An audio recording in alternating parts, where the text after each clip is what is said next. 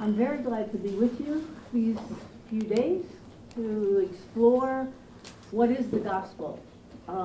We talk a lot about the gospel, about the good news. We talk about being the gospel and incarnating the gospel and preaching the gospel. But how do we define the gospel? How do we define good news? I'd like to begin by proposing a short biblical definition of the essence, the core of the good news, and then show how in the Gospel of Luke and the Gospel of John, they articulate the good news in very, very different ways. A short definition of the core, to me, of the good news, if I had to describe it in a few words, is God is making all things new. And to me, the essence of the good news is the presence and the activity of God in human history, who is making all things new. God hasn't abandoned our world of human beings. God is not indifferent to the world. God is on the move. And I think this plays out, this definition, and N.T. Wright doesn't give that definition, but he talks about 3 time periods of the good news. And the first is the past. Something has happened. God has inaugurated a new creation in Jesus Christ through the life, the death, the resurrection of Jesus. And Jesus basically revealed God's new creation. He revealed what God's new creation looks like. And even though evil and sin still exist in our world, a new reality has come into this world, and nothing will ever be the same. There is something that has happened in the past. Then the future, something will happen. The good news is also something will happen. God will fully and completely make all things new. He will one day bring to completion what has taken place and been made possible in Jesus Christ, a world of peace, justice, and joy. A world where God dwells among us and heals all that is broken. A world of deep, authentic relationships. A world without tears and pain and divisions, conflict, abuse. A world where truth is not minimized. And I believe that this is what human beings really desire in their deepest inner being as created in the image of God. But there's also the present. Something is happening. We don't just wait for this new creation to take place, as if we were in a waiting room twiddling our thumbs, waiting for it to happen. Something is happening. And in this interval of what has happened and what will happen, God is in the process of making all things new. Transformation is happening in the present. Amen. God is on the move. And it can happen slowly. It can be a slow process. It can be suddenly. But transformation is happening today. And we are, as a community of disciples, in the process of being transformed to be a new kind of people. And we're called to be a sign of the new creation. A sign of what was accomplished in Jesus Christ and what will one day be. We're called to manifest and be partners with God in this larger, ongoing, cosmic, divine project of the good news for all of creation. And I believe it's important to hold these 3 time periods together, because sometimes when we talk about the good news, we're only referring to the past, what happened 2,000 years ago in Jesus Christ. But all of God's work in human history is part of a movement, part of a trajectory towards a new creation. And if we only focus on the past and don't put it in the context of a larger redemptive movement, then we risk reducing the good news to some good advice about how to be saved. It's not in a larger sense. I think if we don't have a big sense, if we don't have a clear sense of the big picture, this redemptive movement, this trajectory of where we're going, future, and an understanding of what we have, what resources we have based on what Christ did, then we don't have a clear vision of our identity or the vocation. Because it's the future and the past that inform the present. Now, in the four Gospels, there is a common core of what God has done through Jesus, of what God will one day do through the Lamb who was slain and lives, and what God is presently doing in the lives of people. There is a common core. But there is also, at the same time, in each gospel, a unique coloration of the good news. What it means to be followers, transformed by the good news. This picture is a picture of one of the churches in Arles, in the south of France, where Vincent van Gogh, if you know Vincent van Gogh, he spent quite a bit of time in Arles. And it's on the church in Arles. And you see the four gospels all bearing witness to Christ, but they're very different. You have Matthew, Mark, Luke, and John. Very, very different. And it's based, I don't know if you know how that came about.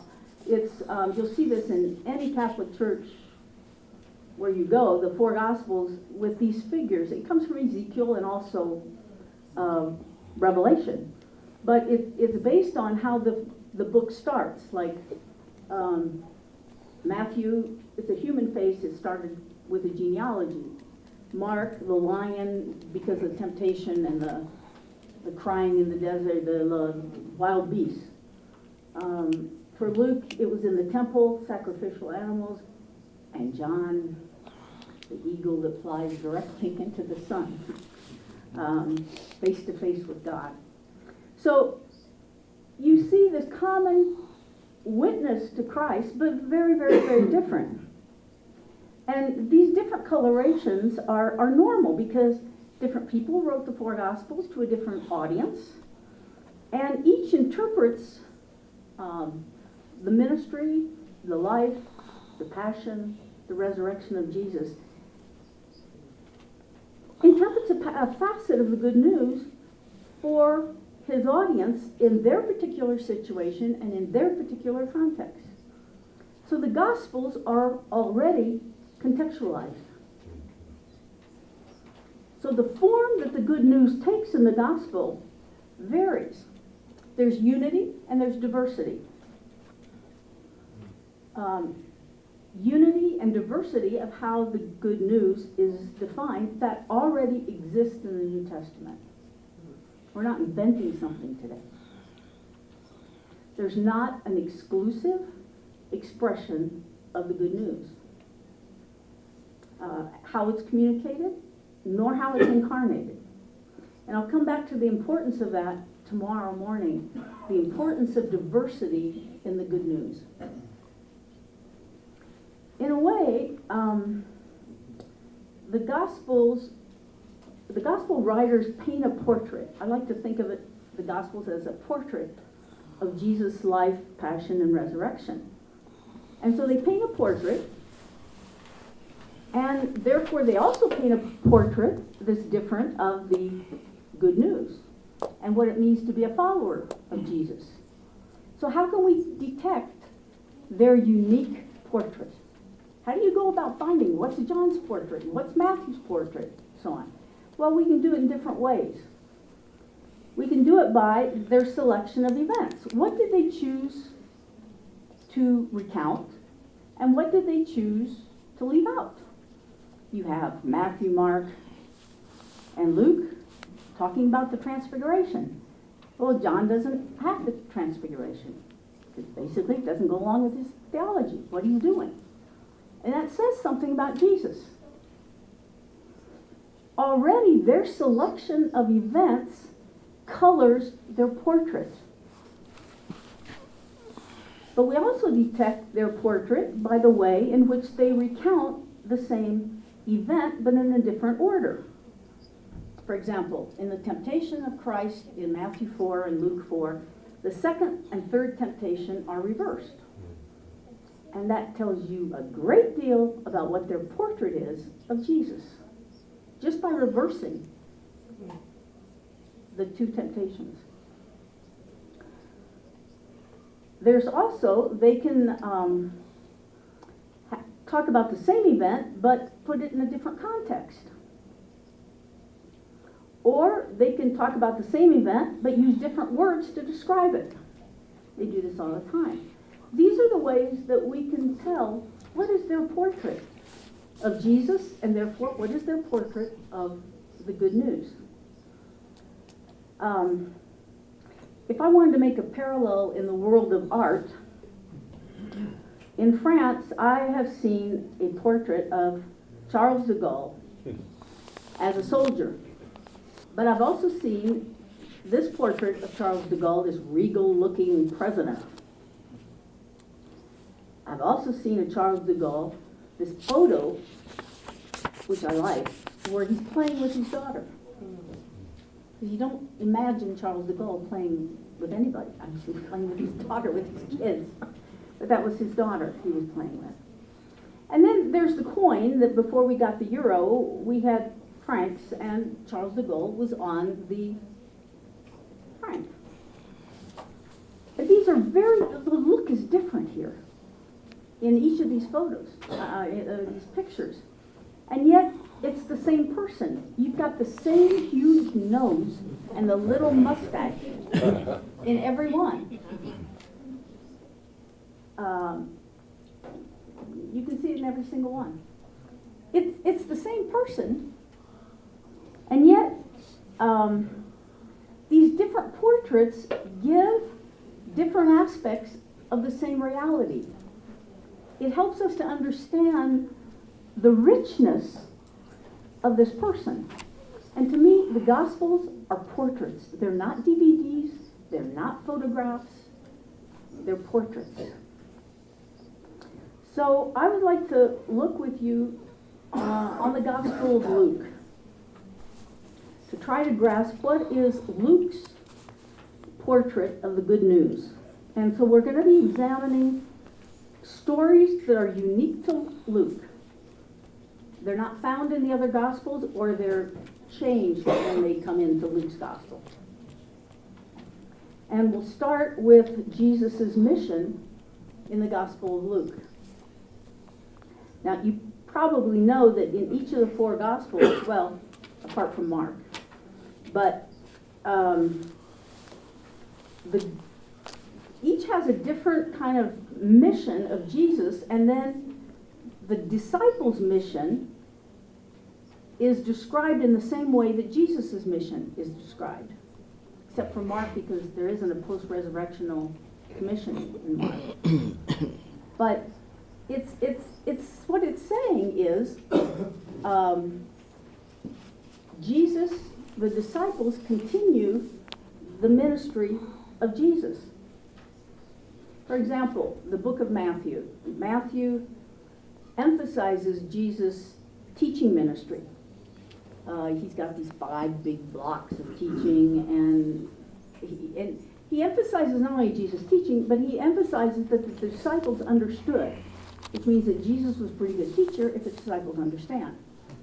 But it's a good thing he underlines that, because when you get to the end of Matthew, what is part of the commissioning? Teaching to incarnate Christ's teaching. Now, had they not understood, we'd be all in trouble. I mean, it's a good thing they understood. They're not as slow as, disciples are not as slow in Matthew as they are in Mark and John. So there's a continuity between Jesus and those who send. There's always a continuity between Jesus' mission and the disciples' mission. So let's look at Jesus' mission according to Luke. Only in Luke does Jesus describe his mission in the following terms. The Spirit of the Lord is upon me, because he has anointed me to bring good news to the poor. He has sent me to proclaim release to the captives and recovery of sight to the blind, to let the oppressed go free, to proclaim the year of the Lord's favor. So how do we summarize this mission of Jesus in these verses? To me, there are two ministries here, and I've tried to underline it.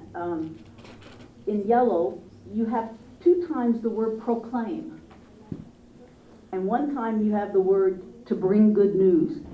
There is a ministry of proclamation that exists. To announce, proclaiming good news of release, of liberation, of a jubilee year. In the Old Testament, the Greek version of the Old Testament, you have in Leviticus 25, calls the jubilee year a year of aphesis in Greek, to be free, to be released. And so Luke describes Jesus as proclaiming a new era that has come into being with the person of Christ. And these aspects, as I put down here, are based on Isaiah 61, 1 and 2. Yet Jesus to me goes further than proclamation. He also describes, there is a ministry of proclamation, but he also describes a ministry of liberation. His mission includes liberating acts. And I've underlined that, to let the oppressed go free. Aphesis again. And what's interesting is that sentence there that I've underlined is not in Isaiah 61, 1 and 2. It's in Isaiah 58, verse 6. And Luke only chooses that to underline, but if I read the whole verse of Isaiah 58:6, is not this the fast that I choose?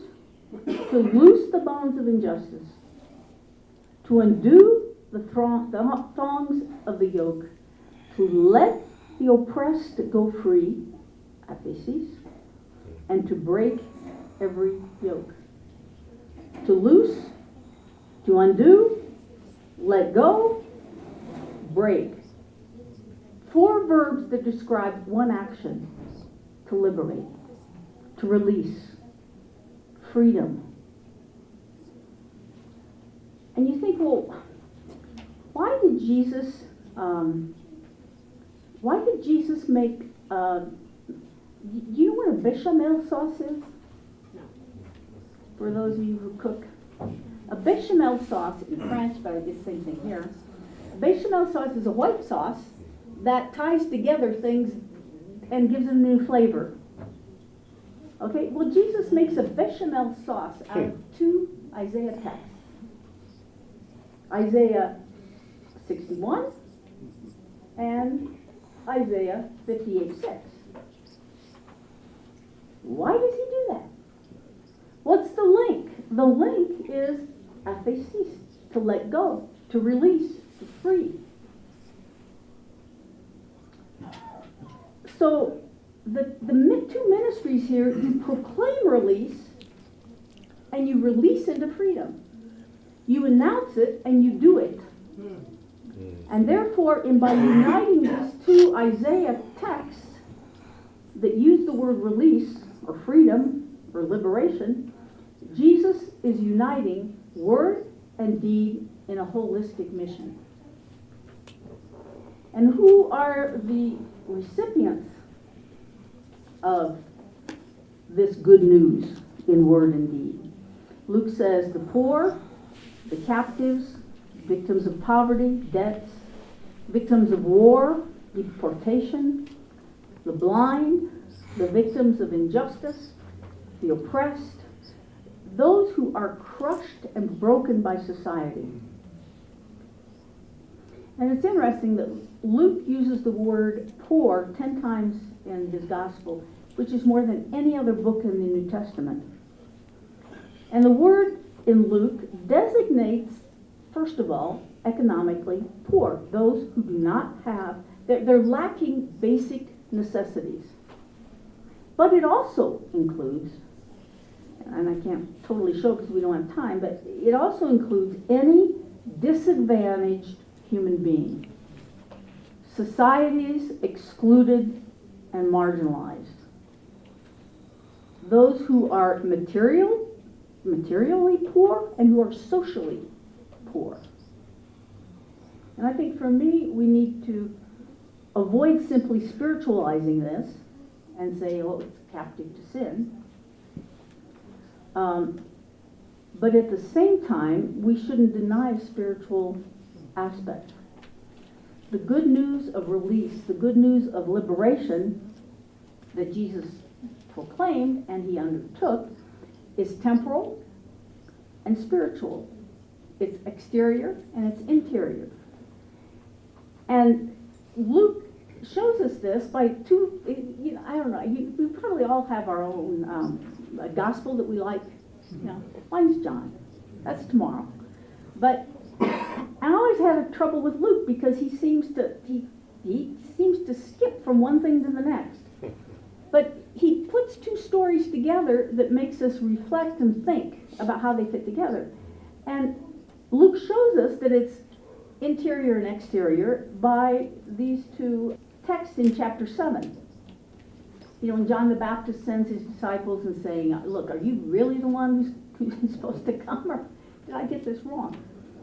And so Jesus says, go and tell John what you have seen and heard. The blind receive their sight, the lame walk, the lepers are cleansed, the deaf hear, the dead are raised, and the poor have the good news brought to them. This is his mission. And it's very much something exterior, physical. But then the story right after that is the adulterous woman, where Jesus releases in this enslaving power of sin. It's both. It's both. So all throughout the gospel, we see Jesus' concern for the poor, not only in his teaching, but his actions. And just before I show you a couple examples that are unique to Luke, I just want to show that even in John the Baptist's ministry in Luke, only Luke describes John the Baptist's ministry and his call to repentance to produce fruit worthy of repentance. Only Luke gives John's response when these people say, well, what should we do? It's only Luke. And watch what it is. There are three groups of people. The crowds say, well, what should we do? And his answer is basically, well, share food. Share food and clothing with those in need. In the essence, renounce a self-centered attitude. Then there were the tax collectors. And the tax collectors say, well, what should we do? And John says, don't calculate taxes to satisfy your own greed and your desire for more and more and more. Renounce injustice and renounce illegal exploitation of others. And then the soldiers ask, well, what should we do? What does the transformation of the good news look like for us? And John says, don't take advantage of your power to intimidate others. Renounce violence and extortion. All three of those answers of John are being delivered from the enslavement to one's possession, or power, or money, or the fear of just not having enough. And so we just keep hoarding and hoarding. The liberation of good news involves relationships, relations with others. So let me just quickly name several other texts that are unique to Luke, and I'm not going to go into each one now. I'm just going to list them. You know the stories, but I think it's good to see what is unique to Luke and how he emphasizes what we've just been talking about. Now, the Sermon on the Mount is not, obviously, unique to Luke, but what is unique to Luke is that there are 4 Beatitudes and 4 woes. There's this aspect of reversal, which is not in Matthew, between rich and poor, full, hungry, laughing, mourning, and which is also true of Mary's song in Luke, and Mary's song is only in Luke.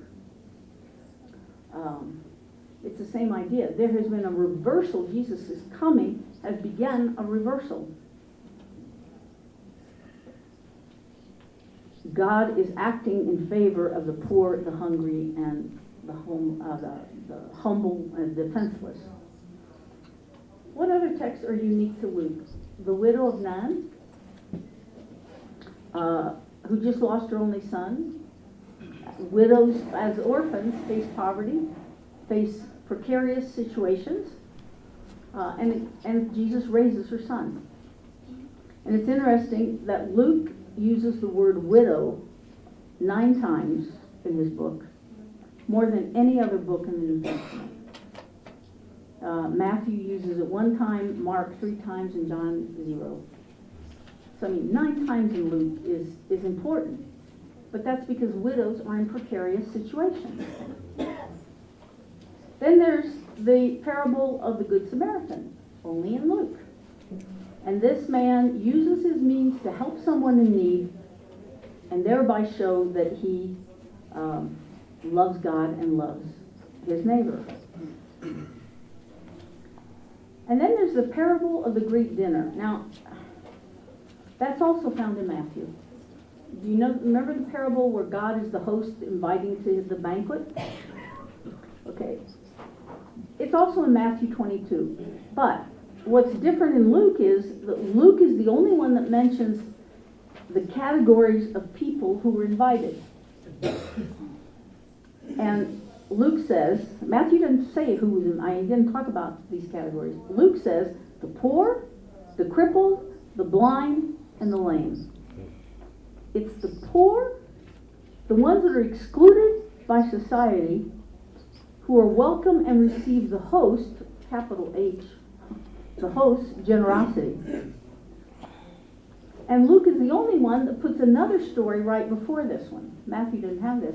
It's Jesus is invited to someone's house, and he basically tells the man, you really need to rewrite your invitation list. You need to rewrite it in order to invite the poor, the crippled, the lame, and the blind. The same group. The God, the host, invites later. And I think by putting these 2 stories back to back, is not Luke saying that we're to welcome those whom God welcomes. These are people who God welcomes. We should be welcoming the same people. And there's the parable of the rich man and Lazarus. And you know this parable too. The rich man is described as having luxurious clothes and abundant food and sumptuous food in a house, and Lazarus, at least he's named in the parable. The rich man isn't named. But he's covered with sores, he's hungry, and the rich man does not share his possessions, doesn't care. And Luke describes the rich as those who store up treasures for themselves but are not rich towards God. And then there's the story of Zacchaeus, only in Luke. And you may be saying, well, yeah, Zacchaeus wasn't poor. Materially speaking, he wasn't poor. He was a rich tax collector, a collaborator. But in terms of his social situation, within the community, he was excluded.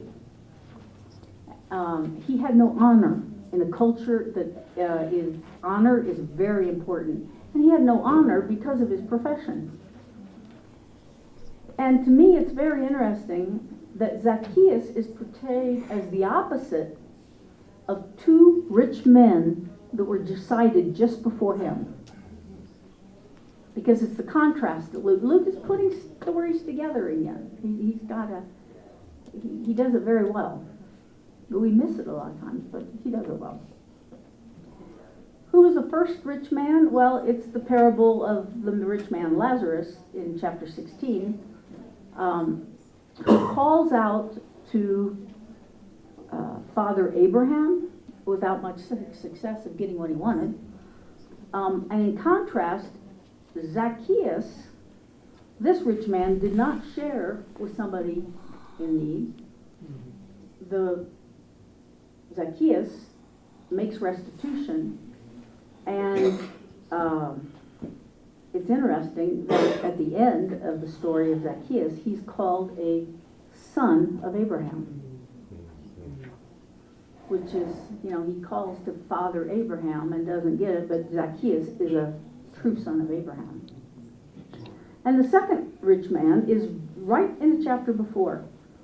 It's what we call the rich young, it's in parentheses, ruler in chapter 18 and 23, which is very close to the story of Zacchaeus. And in this story, and this is not unique to Luke either, Matthew recounts, and Matthew calls him the rich young ruler. And somehow that stuck, but he's the only one that calls him a young ruler. He calls him a young man that had many possessions. Mark says it's a man that had many possessions. But what's unique about Luke's story is that this man is described by the same words used to describe Zacchaeus. This man is called a ruler or chef, a chief chef. I just did that. And he's rich. He's rich. The word rich is there. And Zacchaeus is a chief of tax collectors, and he is rich. So the stories make the connection between the two. The rich young ruler does not distribute his possessions and follow Jesus. Zacchaeus, however, has a new attitude towards his possessions, and this transformation is observable in his behavior.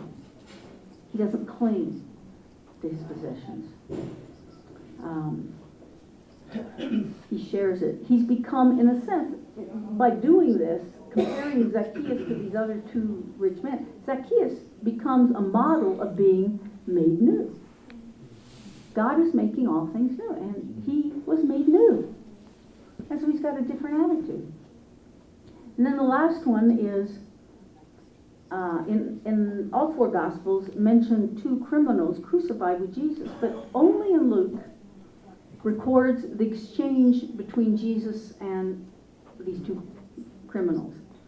And one of these criminals proclaimed Jesus' innocence and his royalty and asks to be, that Jesus remembers him when he comes in his kingdom. And Jesus includes him in his kingdom. And for me, when you think about including the excluded, crucifixion is the ultimate exclusion. And Jesus includes. So let me try to summarize Luke, the good news in Luke. Jesus came bringing good news to the poor. And the good news is in the form of liberation, a release from what binds and enslaves and oppresses.